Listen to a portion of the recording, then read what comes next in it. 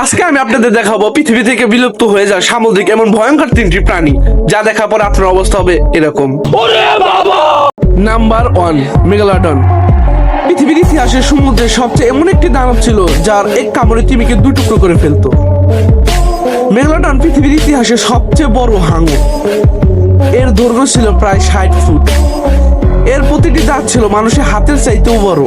বিজ্ঞানীরা মনে করতো তার প্রত্যেকটা কামড়ের শক্তি ছিল প্রায় 40,000 পাউন্ড এবং টি-রেক্স বা ডাইনোসরের শক্তির চাইতেও বেশি।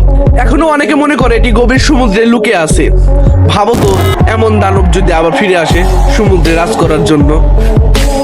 নাম্বার 2, ডাঙ্কালাস্টিয়াস। এই মাছটির কোনো দাঁত ছিল না, তবুও সমুদ্রের ভয়ঙ্কর শিকারীদের মধ্যে একটি। ডাঙ্কালাস্টিয়াস ছিল সামুদ্রিক আরমান ফিশ। এটির দাঁত ছিল ধারালো ব্লেডের মতো। 1 সেকেন্ডেরও কম সময়ের মধ্যে মুখ বন্ধ করে এটি শিকারীকে চূর্ণ বিচূর্ণ করে ফেলতো। প্রায় 36 কোটি বছর আগে এটি পৃথিবী থেকে বিলুপ্ত হয়ে গেছে। নাম্বার 3, মোসাসেরাস। ডাইনোসরের যুগে সমুদ্রে আসল রাজা ছিল এই দানব। মোসাসেরাস ছিল বিশাল সামুদ্রিক সরীসৃপ। এর দৈর্ঘ্য ছিল প্রায় 50 ফিট। এটা হাঙর, মাছ এমনকি অন্য সামুদ্রিক প্রাণীকে খেয়ে ফেলতো। সিনেমায় দেখানো থেকে বাস্তবে এটা আরো ভয়ঙ্কর ছিল। যখন ভূপৃষ্ঠে ডাইনোসর রাজত্ব করত, তখন সমুদ্রে রাজত্ব করত এই মোসাসেরাস।